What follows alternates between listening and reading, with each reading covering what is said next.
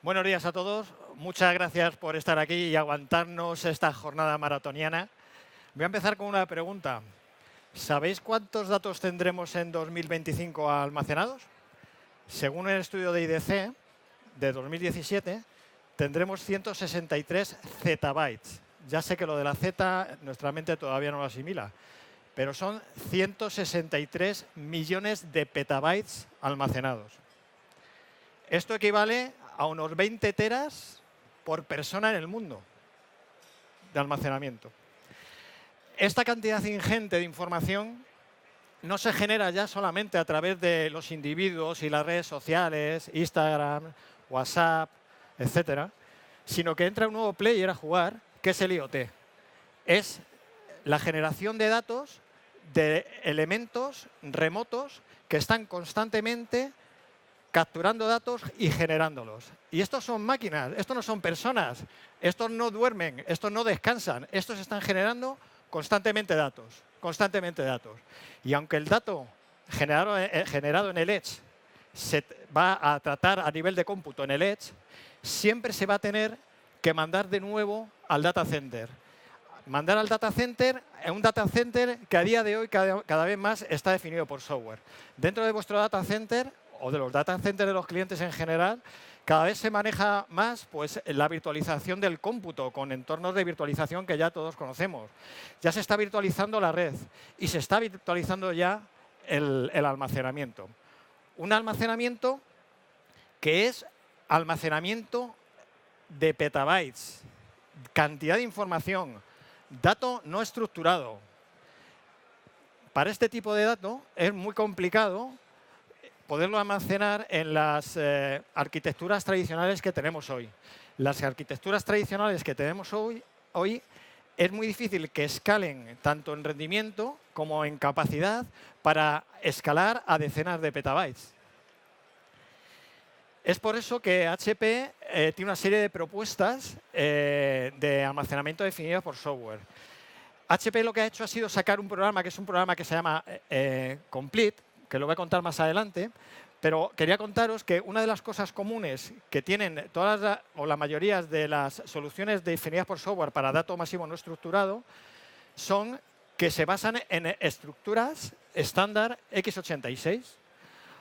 El hecho de almacenar cantidad de información en arquitecturas tradicionales o silos hace que la renovación tecnológica, que normalmente uno se plantea en su IT cada 4 o 5 años, sea muy complicada. Porque hacer una renovación tecnológica de una solución de 5 o 10 petabytes, hay que migrar los datos. ¿Cuánto tiempo vamos a tardar en migrar 5 o 10 petabytes? Yo tengo el caso de un cliente que para migrar 2 petabytes se iba a tardar unos 10 meses estando las 24 horas migrando. O sea, que si ponemos ventanas de parada, se tiraría casi un año migrando esa información.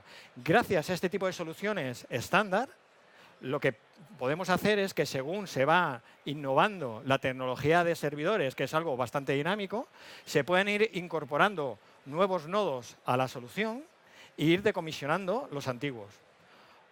Este tipo de soluciones al final se basan en nodos de cómputo y que pueden llevar mucho almacenamiento, que lo que hacen es formar un clúster entre ellos, crean un sistema de ficheros entre todos los almacenamiento de los nodos, y ese sistema de ficheros, ese espacio, lo muestran al mundo exterior utilizando pues, diversos protocolos. Dentro de los diversos protocolos pues, puede ser bloque, vía iSCSI, puede ser NAS o puede ser objeto. También es característico de este tipo de soluciones que estos nodos que componen el clúster suelen tener una capa de disco muy rápido y luego una capa de disco pues menos rápido, pero que es muy denso. Es típico tener nodos con disco de estado sólido o discos NVMe, que ya os han contado mis compañeros en qué consiste NVMe, y luego por debajo una capa de disco de large form factor, que en el caso de nuestras arquitecturas podemos tener discos de hasta 14 terabytes. Esto hace que la solución sea una solución atractiva no solamente desde el punto de vista de arquitectura, sino también desde el punto de vista económico, porque conseguimos soluciones muy densas en almacenamiento y económicamente viables. También es característico de este tipo de soluciones son soluciones relativamente modernas, ¿vale? No son soluciones antiguas. Con lo cual, se integran muy bien con el mundo cloud. Con el cloud privado, con el cloud público y con todo lo que es la orquestación automática. Todo el mundo de DevOps y de APIs para hablar con el almacenamiento y provisionar y demás, se integran muy bien. Las arquitecturas con las que nosotros trabajamos, donde montamos este tipo de soluciones definidas por software, son principalmente nuestros servidores Apollo. Los servidores Apollo, el 4200 y el 4510. Estos servidores Apollo son nuestros Proliant de toda la vida, pero están diseñados específicamente, son arquitectura x86, como os he dicho, pero están diseñados específicamente para trabajar con mucho disco y también con mucho I/O de entrada y salida. Estos servidores normalmente se conectan a 40G o incluso a 100. Por ejemplo, el 4200 puede llegar a tener hasta 28 discos large form factor o 54 small factor. Estos son unos 400 terabytes en 2 UEs de rack. El 4510 dobla esto. Estamos hablando que en un servidor 4510 podemos tener 60 discos large form factor de 14 teras cada uno, que nos dan 800 teras de información RAW en 4 UEs. En un rack podemos tener 8 petabytes de información. ¿Vale? En el mundo que estamos viviendo, donde hay que pagar la huella de CPD, consumo, etcétera, etcétera, esto es relativamente importante. ¿Vale? También tenemos otro modelo de Apollo, que lo que prima un poquito más es el cómputo. Y podemos tener en un servidor, en un chasis de 2 UEs, hasta 4 servidores y hasta 24 discos. Es otro modelo. Como os comentaba antes, HP lo que tiene es un programa, ese programa Complete, que ha llegado a alianzas con software de terceros, clientes y empresas que hacen el software Different Storage para completar nuestro portfolio. Para completar nuestro portfolio de tal forma que os podamos dar una solución end-to-end, que cuando hablemos con vosotros e identifiquemos vuestras necesidades, podamos directamente ofreceros una solución desde HPE con arquitecturas de referencia nuestras que ya están testeadas con ese software y, además, desde un único pedido o una única oferta con part number de HP. Esto es importante. Y bueno, dentro de las alianzas que tenemos con las distintas empresas, yo he dividido un poco la solución de almacenamiento definido por software en función de que el dato sea secundario o de más rendimiento. Tenemos dos soluciones para lo que es el dato secundario. Una es Scality. Scality, la verdad es que la estamos implantando bastante bien en Europa y en España. Y os va a hablar mi compañero Gonzalo un poquito más tarde de ella. Es una solución scale out, muy enfocada al objeto, que también sirve NAS. La otra solución que tenemos es Cohesity. No sé si habéis escuchado hablar de Cohesity o no. La verdad es que es una solución muy innovadora. Es una solución cuyo caso de uso no es solamente un repositorio de información vía NAS, sino puede ser como destino de backup a disco, desde software de backup a disco tradicionales, como puede ser Microfocus Data Protector o Commvault.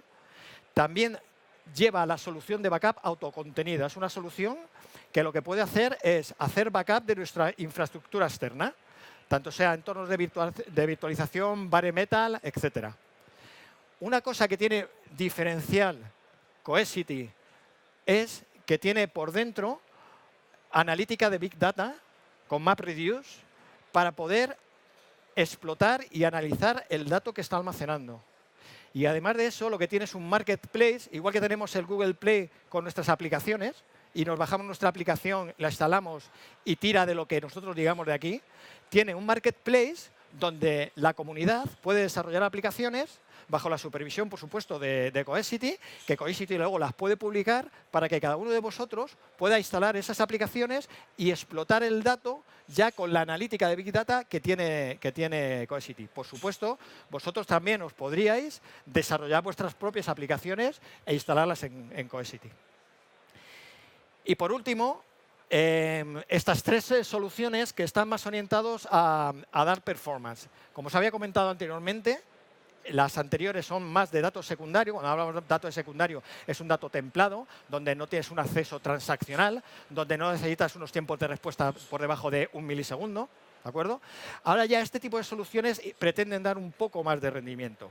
Cúmulo es una solución que estamos posicionando bastante para NAS. Es una solución que da mucho rendimiento.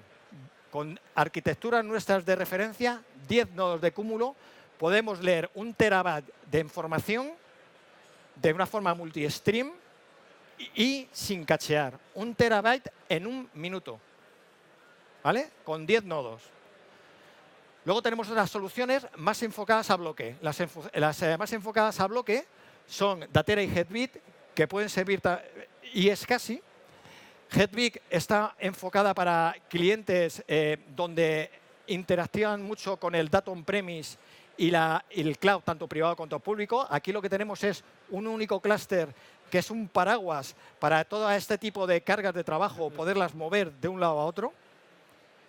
Y Datera es una solución muy enfocada a rendimiento, donde podemos tener nodos de distintos fabricantes, distintas configuraciones, nodos híbridos con nodos con disco de estado sólido, mezclado con disco magnético. Podemos tener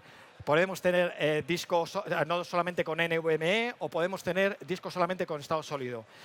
Todo esto muy enfocado al mundo multitenant y que encaja muy bien en el mundo de los service providers.